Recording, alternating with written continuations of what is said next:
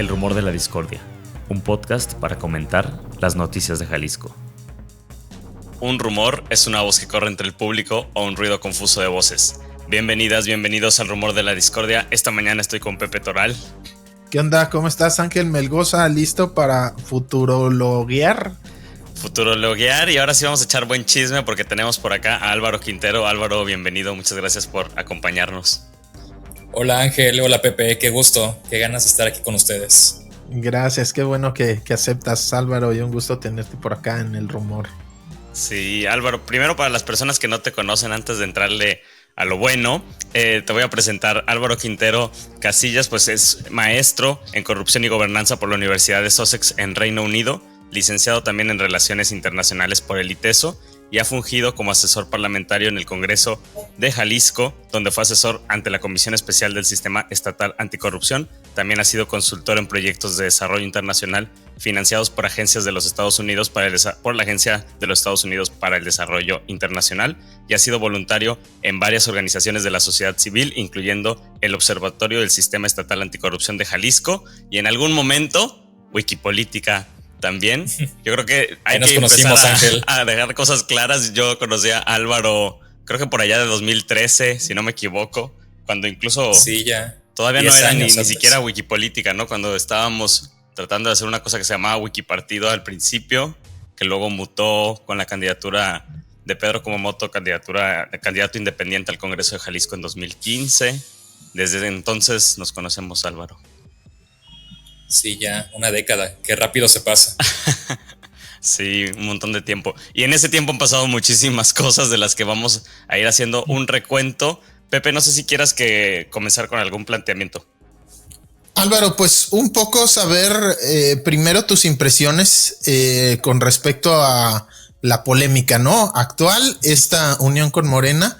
Al anuncio, pues, Pepe, el anuncio de la mega alianza Hagamos Futuro Morena. Por Jalisco. Hagamos Futuro Morena, PT Verde. ¿Qué tan compatibles te parece que son? Y pues bueno, un poco pues tu visión, ¿no? Con respecto a lo que inició, como ya narraba Ángel, la idea de hacer un wikipartido y pues la situación, ¿no? Actual, que van a competir pues en una mega alianza con el partido mayoritario, el partido que gobierna a nivel federal el país. Claro, sí, pues incluso para hablar de qué tan coherente es la alianza es incluso ver como que qué perfiles hay incluso dentro de cada partido político y ver qué tan distintos son. No se piensa en Morena, Jalisco y también ¿cómo llamarlas? Las tribus que tiene. Tienes al doctor Lomelí, tienes a Chema Martínez, tienes a Claudia Delgadillo, que viene de ser priista en tiempos de Aristóteles. O sea, tienes ahí un cúmulo de personas que a lo mejor no tienen nada en sí que las una. Así que pues yo creo que la propia alianza como que es un buen reflejo de eso. Y bueno, ¿por qué lo hicieron o qué pienso de todo esto? Creo que si retrocedemos a 2018 y vemos los mitos que fundaron Futuro y que digamos que generaron este partido político, ¿tendría sentido esto? Porque bueno, creo que a falta de mucha autocrítica del por qué se perdió esa elección, dentro del grupo de Pedro hubo como que dos soluciones o dos respuestas al por qué se perdió. Una, porque no se tenía un partido político. Sí, se hubiera tenido un partido político, se hubieran tenido plurinominales, se hubiera tenido mayor presupuesto, etcétera. Esa era parte de la razón por la que se decía que se había perdido. Y otra razón que también decían mucho era el tema de las coaliciones, de las alianzas electorales. De decir que, pues, en lo individual, tanto Pedro como Juanita al Senado fueron la fórmula más votada, pero resultó que si sumaba los votos de MC más los del PAN, ya se iban arriba, e igual si sumabas a Morena más el PS y el PT, igual lo superaron. Así que pues eran, digamos, como que las dos justificaciones por las que decían que se perdió, sin hacer mucha autocrítica interna. Así que pues por una parte, en 2020 ya tienen como que subsanada el tema del partido político, que les faltaba para el tema de no volver a perder, quizás hacer una alianza electoral. Quizás es un Frankenstein, pero yo me imagino que en sus mentes es la vía para poder subsanar los errores del pasado y tener como una candidatura más competitiva. Creo yo que va por esa vía el razonamiento interno que tuvieron para llegar a decir que sí iban en esa coalición. A pesar de que hace unos meses decían que no, pero algo pasó que ya cambiaron la opinión y ya quedó anunciado. en esta licuadora también, pues mucho se ha justificado de parte de gente que estaba ya en Morena, ¿no? Como Susana Ochoa, que antes estuvo en Futuro, y el mismo Pedro Kumamoto, que era como una alianza ideológicamente, como que ideológicamente tenía mucho sentido hacer esta alianza. No sé qué tanto sentido, qué tanto tú creas que tiene sentido eso, como hablar de ideología, sobre todo hoy en día y con estos partidos y con estos actores políticos, pero un poco también por lo que te invitamos, Álvaro, pues es porque tú estuviste y tienes experiencia como dentro de la organización y en algún momento también pues saliste de ella. Recordemos, bueno, si nos recuerdas un poco también como el contexto en el que tú sales del movimiento, digamos, o de esa organización. Yo para igual también compartirles desde 2015, o sea, casi después de que ganó el Congreso, La la Diputación Diputación de Independiente. Pedro Kumamoto, sí, la Diputación Independiente, yo me salgo y luego supe que por ahí fueron como a cuentagotas gente de la que había formado parte de aquel primer movimiento, pues se han ido saliendo, quedan muy pocos, la verdad yo ya no recuerdo ni siquiera quién queda ahí, pero bueno, un poco, Álvaro, que si nos cuentas más desde tu experiencia personal y si también crees que tiene algún sentido hablar de ideología en este momento. Sí, de la primera pregunta, de hecho, pues ahí nos conocimos, Ángel, hace casi 10 años, decíamos ahorita tras bambalinas eso, y sí, si ves las fotografías de las personas que estaban en Wikipartido o Wikipolítica hace 10 años, yo creo que con los dedos de la mano puedo contar los que siguen por ahí, así que sí ha sido como que una transición de quienes están figurando dentro de esta organización. Y cómo es que salgo en mi caso personal. Bueno, ya hablábamos de la derrota en 2018, cuando Kuma y Juanita van para el Senado, y hay también un montón de candidaturas independientes para el Congreso local. Y cuando les comentaba ahorita las razones por las que creo que un equipo cercano a Pedro consideraban que se había perdido, habíamos otros muchos que también pensábamos que había mucha autocrítica interna, desde temas como ese video del yo no promuevo el aborto o muchos errores tácticos que hubo en la campaña, que creo que también valía la pena poder llegar a discutir. Y bueno, pero siempre como que esa parte autocrítica no se buscaba llegar a dialogar. Y pues como les decía, estaba como que ya generando la idea de que pues la solución era un partido político. Incluso habíamos quienes pensábamos que estaba bien la idea de hacer un partido político, pero hacerlo bien y hacerlo lento, algo que cuajara bien, pensando más quizás como para 2025. Pero pues había como que otro grupo que estaba más con el tema de la urgencia, del sí a como de lugar, y es así, pues después de unas cuantas conversaciones que hubo dentro de la organización, que se decanta por el tema de generar a futuro. Que cosa curiosa, ahorita que mencionabas a Susana, ella fue de las principales promotoras y ya no está ahí. También Rodrigo Cornejo, que también ya está en otros espacios. O sea, fue el primero en correr, Cornejo, en brincar. Sí, hubo gente que fue como que muy vocal por hacer el partido político y que se fueron. Pero bueno, digamos, gana esa decisión. Yo era de los que decíamos como que, ok, está bien, pero ahorita no es el momento, no se tienen que hacer las cosas a la carrera. Y al final lo que yo decidí como que internamente era, no me voy a ir todavía, pero pues le he dedicado demasiado de mi salud mental y de mis esfuerzos a esto. Necesito un tiempo para mí. Estuve así unas cuantas semanas, esto era 2019 a principios, y en marzo estalla el tema de Me Too. Vimos como que temas de acusaciones de muchas violencias dentro del partido, y no me gustó, pues gente muy cercana y vocal, ¿no? ¿Nos recuerdas un poco y qué fue, digamos, estas denuncias, ¿no? Que ocurrieron, de qué iban, ¿no? Y por qué fue algo tan importante, sobre todo al interior. Claro, sí, pues creo que sobre todo sería escuchar a las víctimas, pero lo que sí podría decir es que hubo personas que incluso yo sentía muy cercanas a mí que denunciaron que otras personas que estaban en círculos de decisión importante de la organización ejercieron violencias hasta sexuales contra algunas de estas personas. Y bueno, creo que independientemente de eso, creo que en cualquier lugar puede llegar a pasar ese tipo de actos. Estoy ahorita viendo The Morning Show, que es un buen ejemplo de ese tipo de cosas desde la ficción, pero no me gustó la manera en la que internamente se fue, digamos, hablando del tema, o cómo se buscaba o callar o desviar o decir que no pasaba. Y pues como no me sentí, digamos, a gusto con cómo se estaba tratando, y yo ya no estaba en sí participando activamente, pues pensé, ¿qué estoy haciendo en este lugar? No tengo, digamos, ya nada que me ate, y fue que decidí salirme. Bueno, eso sobre el tema que hablaba sobre el pasado. Sobre la otra pregunta y el tema ideológico, sí. Híjole, yo lo vería como una cosa complicada porque ¿qué ideología tiene Morena en Jalisco? Ya hablábamos que tienes a Lomelí, que es más bien como que un empresario que se ha generado una fortuna por vender medicamentos al sector público de dudosa calidad, que ha sido inhabilitado a nivel federal incluso. Tienes a personas como Chema Martínez, que fue senador por el PAN, impulsor de la Comisión de la Familia, en contra de los homosexuales, del aborto y todo eso. Tienes, ya mencionábamos, muchos más perfiles que no consideraría yo que sean una cuestión ideológica dentro del estado de Jalisco. Así que a nivel local quizás no. A nivel nacional igual tienes, no sé, muchísimas visiones. Sí habrá algunas personas de izquierda dentro de Morena, pero en el estado de Jalisco no creo que sea la mayoría. Así que pues yo creo que más bien es como que una justificación que se encuentra a una decisión más bien en temas de búsqueda de poder.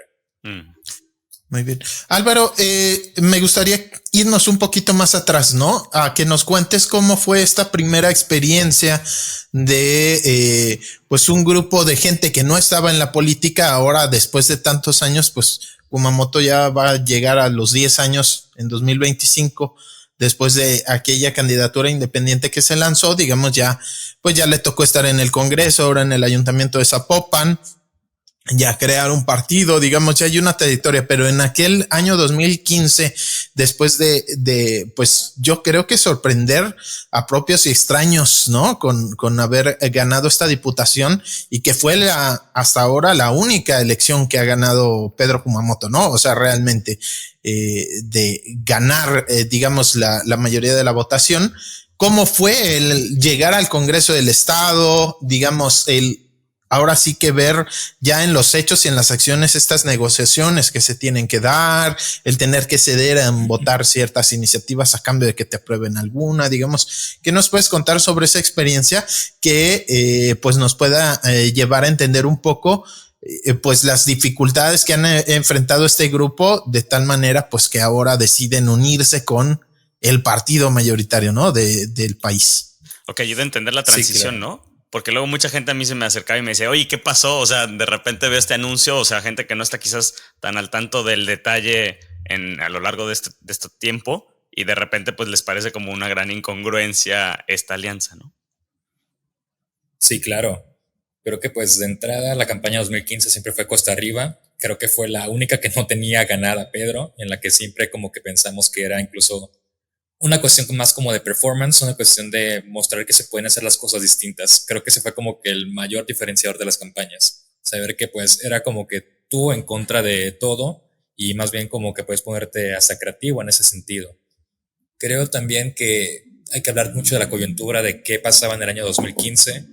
Veníamos de cuestiones como Yo Soy 132 unos años antes, había pasado Yotzinapa un año antes, así que había como que mucho ese descontento por la clase política, principalmente por el PRI a nivel federal y estatal, también en Jalisco en ese momento. Y también, bueno, además de todo eso, también hicimos una campaña, creo yo, estratégica. Se eligió el Distrito 10 porque era un distrito, digamos, de clase media con mucho acceso a Internet y sobre todo que encontramos que era un electorado, decían que panista, pero lo que encontramos nosotros en los datos es que más bien era antipriista, en el sentido que estaban en contra de, digamos, la idea de lo que se concibe como el PRI y cuál era la alternativa en ese momento, el PAN. Y era por eso que votaban de esa manera, creemos. Pero además era un distrito que podía llegar a diferenciar su voto. En 2012 votó por diputado local por el PAN, pero votó, por ejemplo, por Aristóteles, para presidente, para gobernador, perdón. Votó por Josefina del PAN, pero votó por el PRI para presidente municipal. O sea que sí era un voto diferenciado, lo que también, digamos que si tú ibas como independiente, era un plus. Luego, bueno, llegó la campaña. También creo que coyunturalmente se tuvieron muy malos candidatos por todos los demás partidos políticos. El PAN postuló a un regidor que ya ni me acuerdo cómo se llama, pero no figuraba. Laura Aro del PRI, que ahora ya tiene una carrera mucho más consolidada, digamos, era buena candidata, pero tenía las siglas del PRI, por eso en su campaña hasta buscaba ocultar todo el logo del PRI. ¿Qué tal? MC y que ahora quizás le toca ser candidata, ¿no? A gobernadora, digo, entre paréntesis. Capaz que de nuevo ya tiene un cargo más importante, así que a ver cómo le va en esa nueva campaña. Y MC buscó el orgullo del nepotismo y puso a la prima de Alfaro, y hasta con eslogans que hablaban mucho de que el orgullo se lleva en la sangre. Así que pues todo... Así es, Margarita Alfaro era la candidata de MC en ese momento para el Distrito 10. Así que te digo, coyunturalmente creo que fueron candidatos pésimos y eso también creo que ayudó mucho a poder llegar al resultado que se tuvo al final. Se dio esa victoria y creo que sobre todo lo que se generó con eso fue mucho capital simbólico, en el sentido que se demostró y se estaba haciendo política de una manera distinta. Creo que eso era quizás la mayor presión, porque sí, aritméticamente era un diputado de 39 en ese momento. Claro. Sobre las presiones o cómo era negociar en el Congreso de Jalisco. Creo que al principio ayudó mucho eso, porque incluso aunque legalmente no había justificación, sí se permitió que hubiera, digamos, como casi como si fuera su propio grupo parlamentario independiente. También, bueno. ¿Eso qué significaba, no? O sea, ¿qué hubiera pasado si no tuviera un grupo parlamentario? Significaba que Kuma podía estar en la Junta de Coordinación Política, que es como el club de Toby dentro del Congreso, donde se toman las decisiones antes de que se lleven al Pleno. Así que pues ya te permite, aunque seas una persona, pero por lo menos estar ahí dentro y poder incidir un poco. Y bueno, creo que también este capital simbólico permitió que muchas iniciativas pudieran llegar a buen puerto dentro del Congreso de Jalisco. Claro. La más sonada fue en su momento Sin voto no hay dinero, para reducir el financiamiento a partidos políticos, algo que incluso desde 2015 ya se pensaba, pero por la coyuntura se pudo llegar a aprobar en 2017. Y de hecho, cosa muy chistosa fue que se aprobó no tanto porque los partidos quisieran, sino por un tema, como se llama en teoría de juegos, esto de chicken, del juego de la gallina, que dos autos que están enfrente que casi van a chocar hasta ver quién se mueve de lado. Estaba el PRI que se sumaba, pero también estaba MC. Ninguno de los dos quería, pero estaban ahí presionando. Y de hecho, la noche que se votó, originalmente todo pintaba a que no iba a pasar, pero un diputado del Verde, nuestro amigo Enrique Aubry, dio un discurso antes de todos los demás partidos políticos diciendo: Pedro, lo lograste, uniste al agua y el aceite y lograste que el PRI y MC voten junto contigo. Algo así dijo como a las 2 de la mañana. Y de cierta manera creo que presionó a las dos partes a decir de que, ay caray, pues ya no se evidenciaron y ya pues ambos tuvieron que votar a favor. Oh, wow. A pesar que en sus discursos el MC le tiraba al PRI y el PRI le tiraba a MC, pero pues votaron por la iniciativa. Un poquito ahí del chisme, digamos, tras bambalinas de cómo se dio esa iniciativa y cómo una persona como Enrique Aubry con un discurso que a lo mejor ni lo pensó fue detonante para que pasara esa iniciativa. Y alguien que habría que borrar casi de la historia, ¿verdad? Pero bueno. Exacto, que esperemos que no vuelvan a hablar. Pero mira, está en el Partido Verde y mira con quién se está liando ahora. Sí, hablando de todas estas incoherencias. Digo, ya no está él. Mucho de lo que tenía Kuma en ese momento era ese capital cultural, o capital simbólico que permitía hacer todo esto, que se fue perdiendo con el tiempo. Todavía en 2018 creo que se tenía mucho. Con la transición al partido político creo que se dejó de lado. Y también después, bueno, incluso con la conformación del partido, creo que no pudieron ser o no hicieron un buen contrapeso al gobierno del estado. Yo veía un futuro que estaba muy callado digamos, antes de las campañas sobre los temas que suceden en Jalisco. Dígase, no sé, una toda máquina o temas de la coyuntura que van sucediendo en el estado. Y hasta que llega 2021 es que son un poquito más vocales en las campañas, vuelven a perder. Pero también yo no vi a un Kuma o incluso a una Susana de la Rosa que fueran una oposición muy clara al gobierno del estado. Hoy en día lo dicen, pero estuvieron en posiciones que pudieron llegar a hacer fiscalización, que pudieron llegar a pedir rendición de cuentas, pero en lugar de hacer eso quizás presentaban una que otra iniciativa, una rueda de prensa para decir yo estoy haciendo esto, pero no había en sí un contrapeso claro a las decisiones dentro del gobierno del estado. Es lo que yo percibo, que se fue perdiendo. Y pues como ya no tienes ese capital simbólico que te apoye, quizás lo único que les queda es sumarte a una super alianza para buscar de esta manera poder llegar a puestos de representación. Qué triste. Oye, una de las cosas también que yo quiero rescatar y por la que también invitamos a Álvaro, y no es porque esté aquí, pero yo creo que es del tipo de personas que estuvieron en ese momento, incluso desde 2015 y luego pues después, como en la parte de la inteligencia, ¿no? Como en esto que decía Álvaro, que normalmente la gente creía que era pues un distrito panista, pero era más bien, o sea, como que esta interpretación de los datos y esta inteligencia y este grupo de personas, entre ellas Álvaro, pero bueno, hay otras personas que también participaron, que quizás no eran las personas más visibles, pero que tenían también pues esas aportaciones que a mí siempre se me hicieron como muy inteligentes y que le daban también mucho carácter a la propuesta que hacía Pedro, pues junto con todo este equipo. No sé hasta qué punto también ese tipo de de personajes que eran claves, pues se fueron o se han ido perdiendo a lo largo de este tiempo.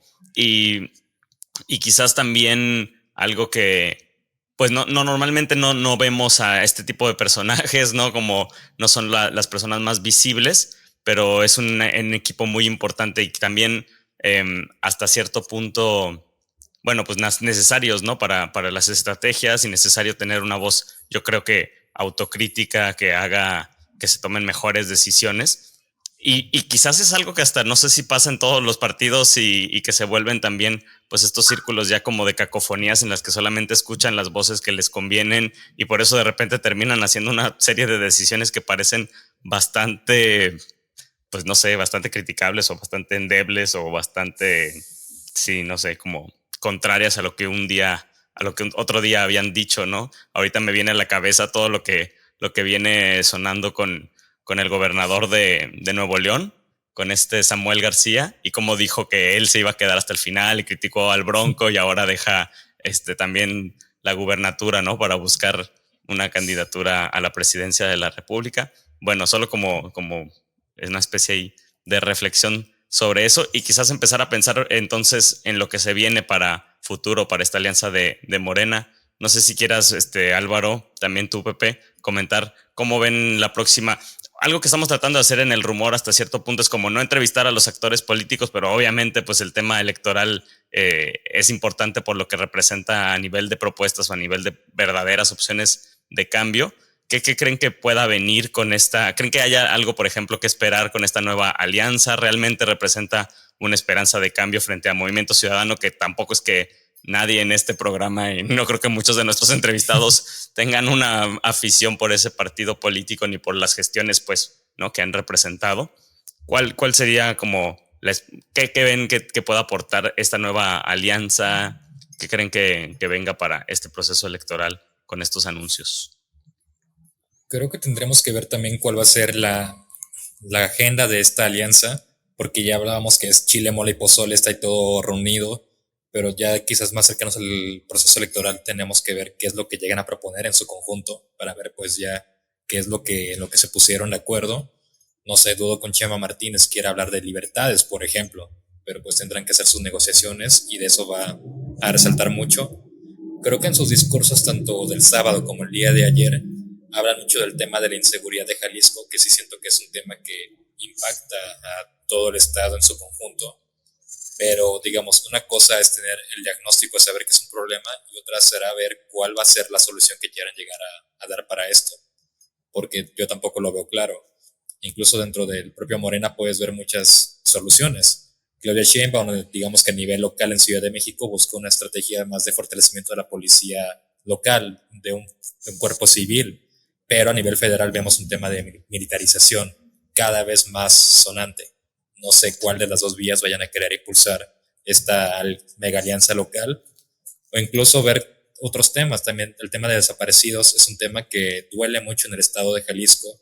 También lo están utilizando incluso algunas personas muy electoralmente, señalando a MC de este problema, pero pues también hay incluso como que la culpa federal. ¿Y qué está pasando a nivel federal? Que la Comisión Nacional de Búsqueda acaban de nombrar a una persona que no tiene el perfil para estar ahí, pero que sí tiene una militancia. Así Exacto. Que pues también no sé si es lo que quieran hacer a nivel local. Justo por eso creo que el tema de la agenda va a ser muy importante para verificar qué tanto es simplemente una unión pragmática y qué tanto sí tener una visión de qué hacer distinto en el estado, que pues sí hace falta. Claro, es justo sobre esto, Álvaro. A ver, algo que ha, creo, distinguido al gobierno de Enrique Alfaro de gobiernos previos es pues que consiguió tener pues sí, control de los tres poderes, ¿no? En el Congreso local tienen mayoría junto con sus aliados que muchas veces votan juntos, ¿no? El PAN, el partido, bueno, la diputada del Partido Verde. Entonces, el Congreso, y eso se puede comprobar, cualquier iniciativa que mande Enrique Alfaro se la aprueban sin cambiarle ni una coma, ¿no? En el Poder Morena también apoya muchas de las iniciativas del gobernador a nivel local. Sí. ahí justo con Chema Martínez, que es el coordinador de Morena, muchas veces se negocia ahí, o se abstienen o no se presentan, o tal cual, ¿no? Le votan a favor, que en el Congreso, pues abstenerse prácticamente es como avalar, ¿no? O votar a favor.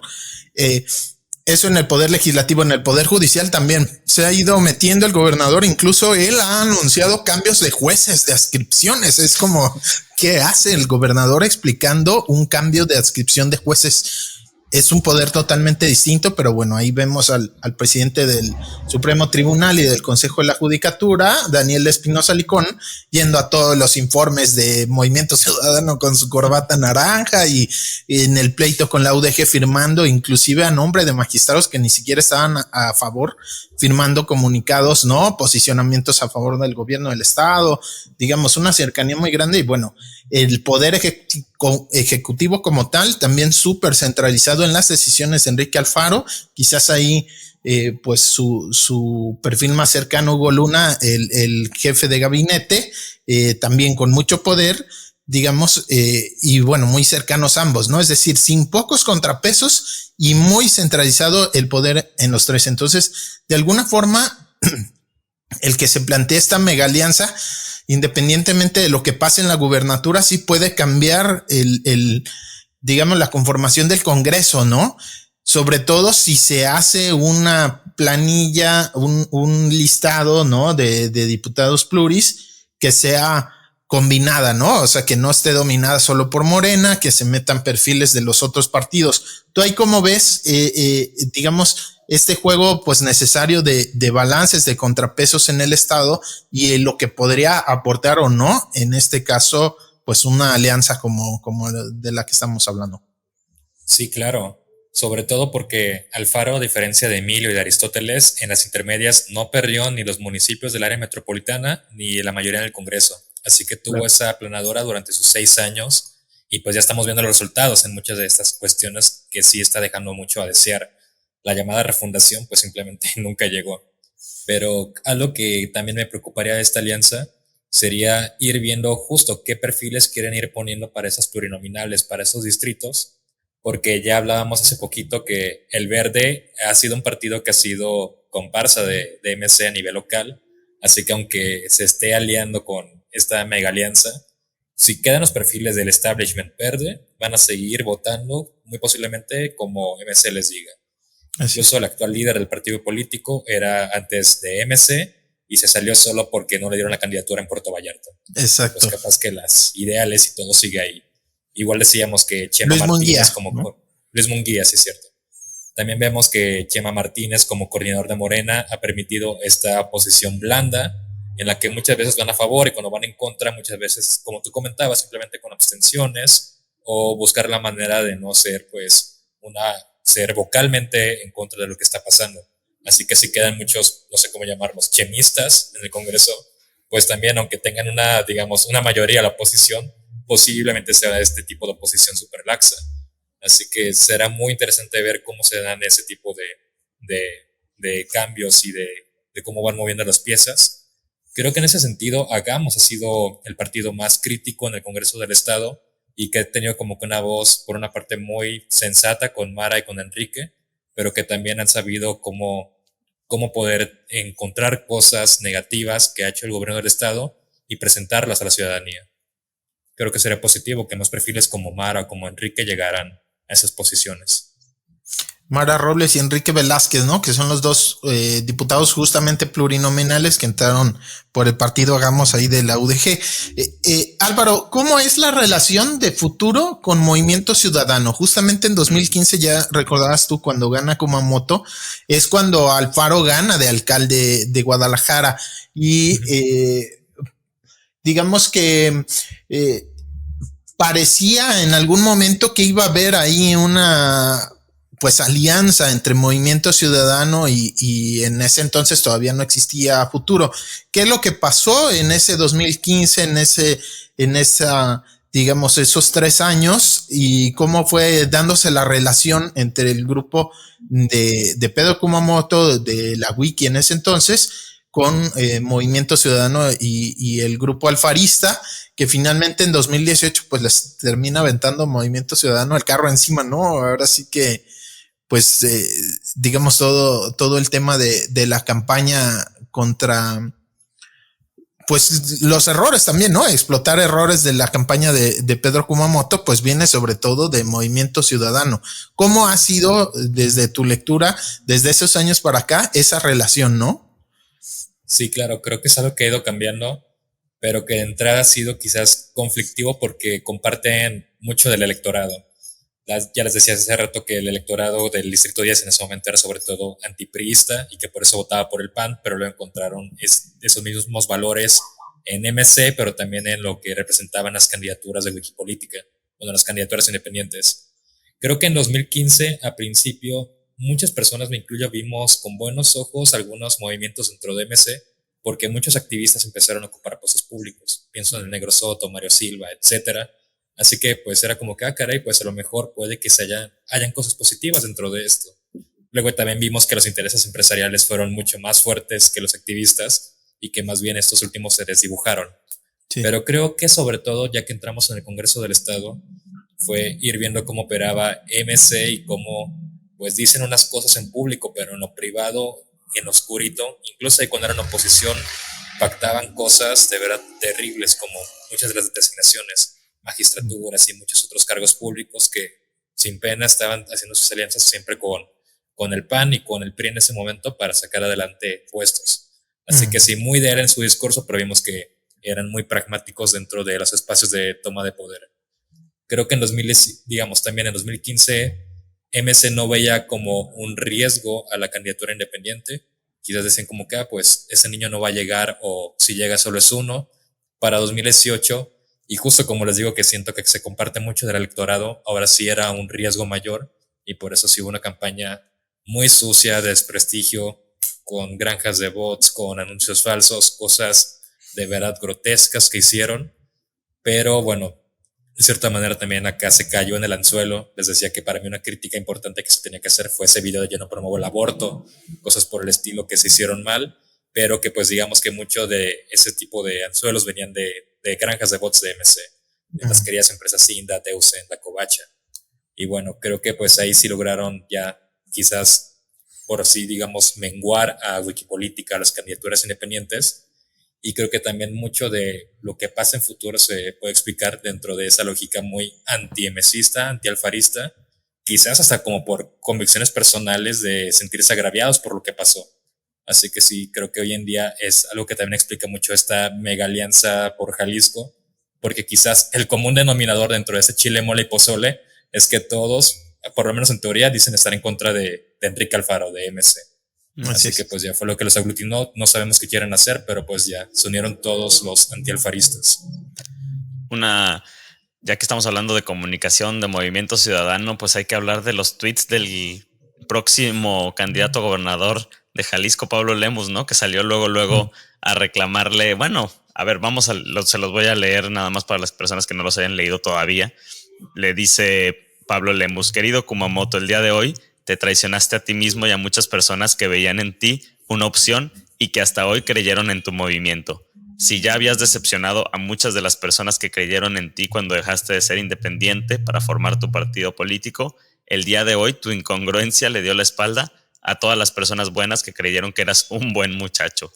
Bueno, sigue con más tweets Pablo Lemus, que luego también ha estado muy activo en el informe del gobernador y subiendo un montón de cosas, y ya pues abiertamente como el candidato de MC y cerrando filas en fotografías y en pronunciamientos con MC para buscar pues la gubernatura del estado.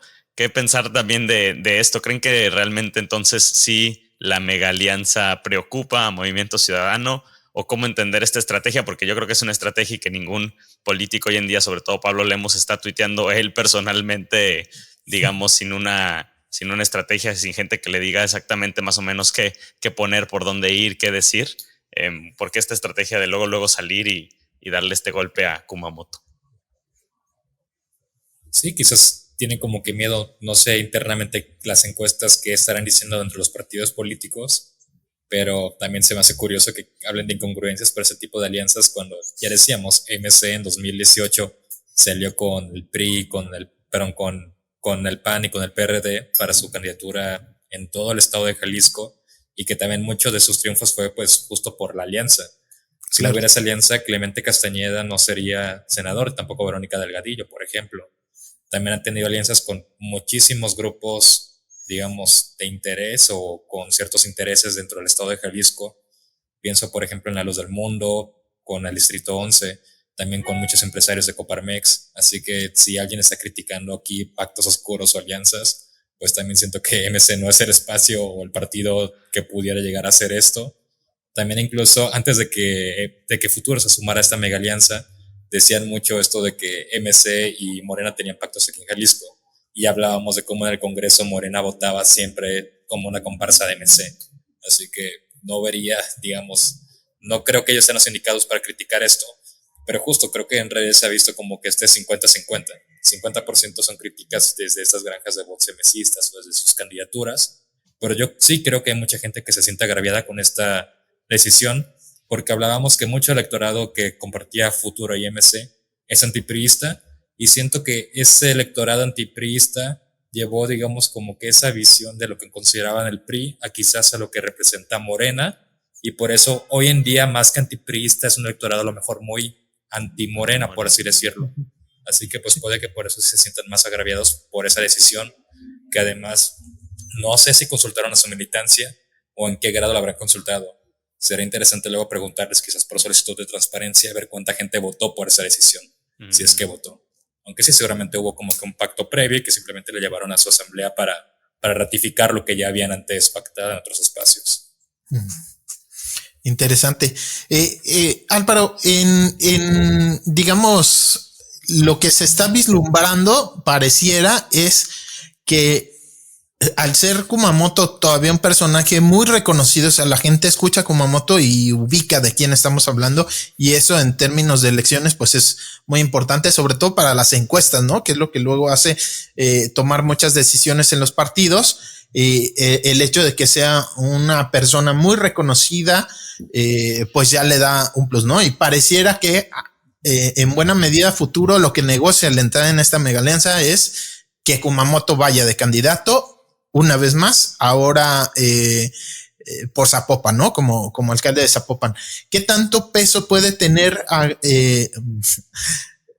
estoy diciendo Futuro, para incidir justo en esta agenda, en lo que pueda proponer en su momento quien quede de candidato o candidata de la alianza para gobernador? Pues qué posibilidades le ves para ya en el caso concreto de Zapopan, ¿no? Sentándonos en Zapopan, que parece es pues el espacio que le van a dar a Futuro. Uy, vamos a ver cómo se va moviendo todo eso, porque en 2021 Franje se llevó casi el 50% de los votos él solo en Zapopan. Creo que luego le siguió Morena con 18%, o sea, le sacó más de 30 puntos de ventaja. Y de ahí en la mañana Jonathan Lomelí que decía, sacaba los números, y si sumaba los votos del PT, del Verde, de Hagamos, de Futuro y de Morena en Zapopan, ni así llegaban a los votos que tuvo en 2021 MC. Así que pues tienen como que ese camino cuesta arriba, más porque una vez más decíamos que mucho del electorado de Futuro puede que se sienta ya decepcionado con esta decisión. Creo que a diferencia de, por ejemplo, de Hagamos, que tiene un voto muy corporativista ligado a la UDG, Futuro tenía un voto, por así llamarlo, más libre. No tenía como que en sí un nicho que los atrajera, y que va a ser complicado que puedan luego trasladarlo a otro partido político. Creo que justo como decían, a lo mejor lo que negociaron fue tener como que cartas conocidas, que son presentables. Ni Pedro, ni Susana de la Rosa, ni nadie de su equipo cercano creo que tienen como que un escándalo así tan turbio como los que puede llegar a tener Lomelí o Chema Martínez. Así que quizás fue como que su carta más fuerte de negociación. La de votos, no lo sé. Así que pues será algo que tengamos que ver, sobre todo porque creo que también con esta decisión corren mucho el riesgo de perder el registro. Muchos analistas dicen que con eso están asegurando su registro, pero por ejemplo, el PES, a pesar de que fue en alianza con Morena, perdió su registro nacional, no una, 2 veces. Así que no sé aquí qué tanto nos vaya a servir para eso. Quizás incluso es contraproducente para el registro de Futuro, pero ganan un trampolín y pasar a un partido más consolidado como lo puede ser Morena, y convertirse en una tribu más dentro de este partido que es una carpa grande con muchos intereses. O sea, ¿tú ves posible que pierda el registro futuro, pero sus cuadros, su gente, pone, por así decirlo, un grupo o una corriente dentro de Morena Jalisco? Yo lo vería posible, sobre todo porque también, les decía, si vemos las noticias hasta hace unos meses, en Futuro decía que no estaba ni con Morena ni con MC. Algo cambió esta ecuación, y también recordemos que a principios de septiembre, ya cuando Claudia Sheinbaum fue ya, digamos, la oficial candidata, bueno, coordinadora de los comités de la Cuarta Transformación, dijo que una de sus prioridades iba a ser sumar a partidos políticos locales dentro de estas coaliciones. Así que de ahí se explica que a lo mejor desde que Claudia llega a tener ya el mando dentro del partido, es que se hacen estos acercamientos.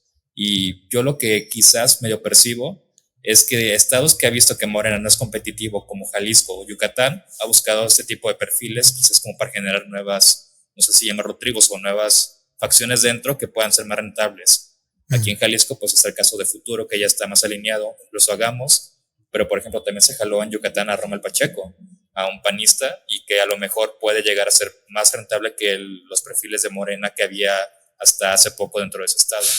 Quizás va a ser su lógica. Estados donde Morena no gana, buscar ese tipo de nuevos perfiles para pues cambiar las ecuaciones locales.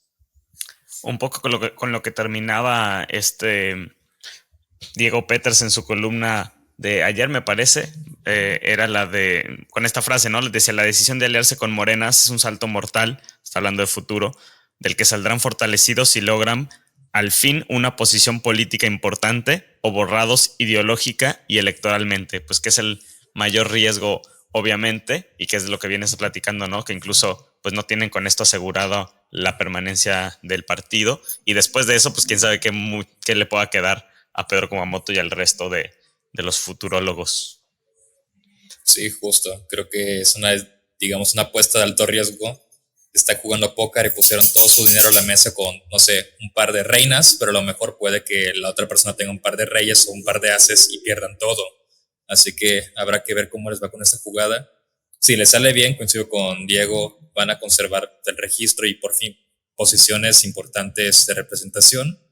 Pero si les sale mal, ya perdieron su credibilidad, perderán a lo mejor el registro, y a ver qué sería lo que sigue después de un descalabrazo de esta naturaleza. Muy bien, que es, creo yo, un poco lo que pasó en 2018, ¿no?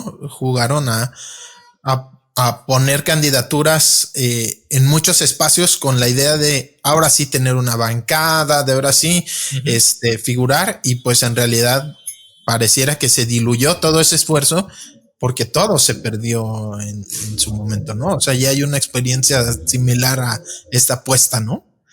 Sí, justo. Ya en ese momento, de hecho, era de los que teníamos más la idea de que era más táctico ir por Zapopan, a pesar de no tener como que un plan de gobierno, pero que era como que un espacio más natural, más controlable, con un electorado más favorable hacia ti. Pero bueno, fue una apuesta de alto riesgo, no se dio. Pero pues también, si se tuvieron muchas candidaturas, creo que era justo, porque si tienes un candidato al Senado, necesitabas también una representación territorial. Así que pues lo ideal hubieran sido 20 candidaturas para cada distrito, que te jalaran votos a tu candidato al Senado. Pero bueno, también ahí hablamos de que muchas veces como que incluso la parte táctica no se da completamente. Alianza de alto riesgo. Pues Álvaro, ¿algo que te gustaría agregar que no te hayamos preguntado, que tengas por ahí en la punta de la lengua y que no haya salido todavía? Creo que no, creo que hemos hablado de todo un poco, así que solo agradecido contigo, Ángel, contigo, Pepe, por el espacio, y soy un escucha muy activo del rumor, así que pues qué bueno estar ahora del otro lado. Qué chido.